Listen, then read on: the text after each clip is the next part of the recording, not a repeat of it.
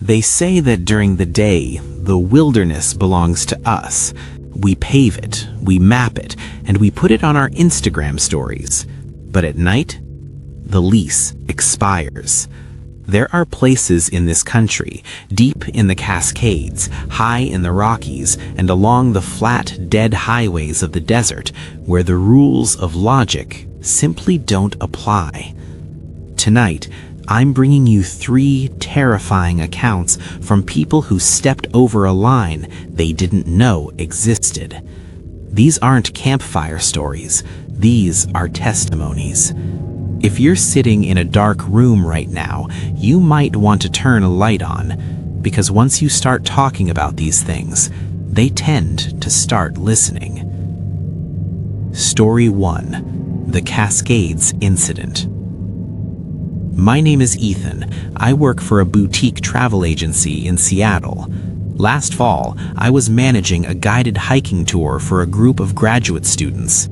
It was supposed to be a standard 3-day loop through the North Cascades, beautiful, crisp, and predictable, or so I thought. We reached the base of a remote ridge called Old Man's Peak later than planned. By the time we finished the final hike, it was 11 p.m. In the mountains, midnight isn't just a time, it's a physical weight. The silence was so thick it felt like it was pressing against our eardrums. We were loading everyone back into the shuttle bus. The girls were tired, scrolling through their phones. I was sitting in the back when the driver, a local guy named Miller who lived in these mountains his whole life, leaned over to me. His face was pale. "Ethan," he whispered, "don't look now, but the girl in seat 4B, she didn't come back down the mountain alone." I laughed it off. I told him he'd spent too much time in the woods, but then I looked at her. Her name was Chloe. She was staring out the window, but her eyes weren't moving. She didn't blink once in 20 minutes. Her skin looked like gray parchment. When we finally got to the lodge at 4 a.m., Chloe collapsed in the lobby. I ran to help her, and that's when my world broke. Her limbs began to twist, not like a seizure, but like something inside her was trying to reconfigure her skeleton. Her fingers bent backwards at angles that should have snapped bone. And then she spoke. It wasn't Chloe's voice. It was deep, rattling, and sounded like 2 stones grinding together. It said, "Stop looking. This one is mine." The lodge manager, an old tracker who knew the unwritten history of the Cascades, stepped in. He didn't call a doctor, he called a specialist, a man who lived off the grid and dealt with mountain sickness. For 3 hours they stayed in that room. We heard Chloe screaming, but the screams were layered with a guttural growl that shook the floorboards. By sunrise, it was over.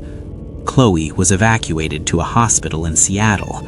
She survived, but she never spoke about that night. And me? I still take tours into the woods, but I have one rule. The moment the sun touches the horizon, we leave. Because the Cascades are beautiful, but they aren't empty. And some things up there don't like being ignored. Story 2: The Lanterns of Glacier Lake. This happened in 2002.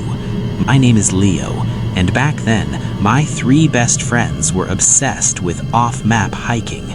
We headed into a restricted area of Glacier National Park in Montana, looking for a place the locals called the Mirror Lake. We were 3 days from the nearest cell tower. After a grueling trek across a glacier, we finally saw it. The water was impossible. The water changed colors from deep sapphire to a toxic emerald in seconds. But it wasn't the water that stopped our hearts. On the far side of the lake, on a vertical cliff face where no human could possibly stand, there was a woman. She was wearing a long white dress. She was just standing there, staring at us across the water. We used our camera zoom. She didn't have a harness. She didn't have gear. She just existed in a place that defied gravity.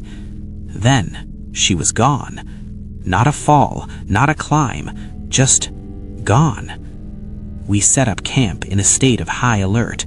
That night, the wind died down to a dead calm. I woke up at 3 a.m. because I saw a glow through the tent fabric.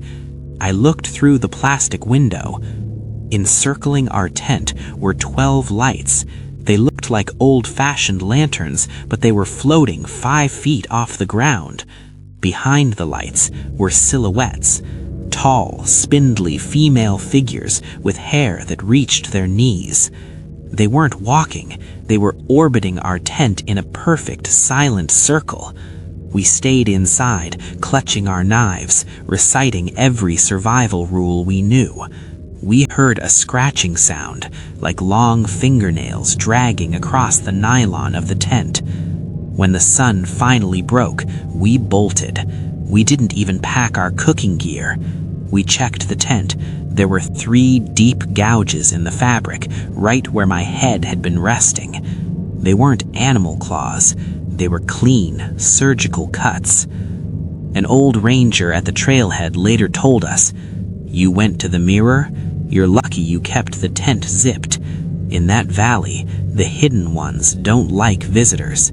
They don't invite you in. They wait for you to come out." Story 3. The Highway to Nowhere. This is the most visceral thing that ever happened to me. I'm Sarah. This was last month. My 4 cousins were driving back from a wedding in Texas, heading toward the Arizona border. It was 4:30 a.m., that ghost hour when the world feels like it's made of shadows and static. We saw an old man on the side of I-10. He looked like a standard hitchhiker, but something was off. He was waving his hand in a slow, rhythmic motion that felt hypnotic. Against my better judgment, my older cousin pulled the SUV over. The man climbed into the middle seat. He smelled like ozone and wet earth. "Where are you headed, sir?" my cousin asked. The man didn't look at us. He stared straight ahead into the dark, and he whispered, "The same place you're headed, the end of the line." He started talking about how young people like us shouldn't be out in the dark.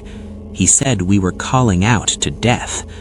Every time he spoke, the temperature in the SUV dropped 10 degrees. I tried to turn on the interior light, but the man hissed, "No, I prefer the dark." Then my cousin asked the question that changed everything. "Who are you?" The man turned his head. His bones started popping like bubble wrap. His neck elongated, and right there in the back seat, he reached up and unscrewed his own head. He held it in his hands, the face still smiling at us, while the headless body sat perfectly upright. We didn't scream. We were paralyzed. It was a level of fear that locks your vocal cords. My cousin floored the gas, hit 110 miles per hour, just trying to find a light, a gas station, anything. Then, the first ray of the morning sun hit the windshield. The man and his head simply evaporated. No smoke, no sound, just an empty seat. We pulled into a diner in the next town, shaking so hard we couldn't hold our coffee. The waitress saw us and just sighed. "You picked up the hitchhiker, didn't you? He's been looking for a ride since the 50s. He always says he's looking for the end of the line. And most people who pick him up, they actually find it." 3 stories. 1 lesson. We like to think we're the masters of this land. We think our lights and our cars protect us. But the truth is, we are just passing through. There are things in the mountains and on the highways that were here long before us, and they'll be here long after we are gone. The lease expires at midnight. Make sure you're home before it does. Subscribe my channel for future videos. Thank you.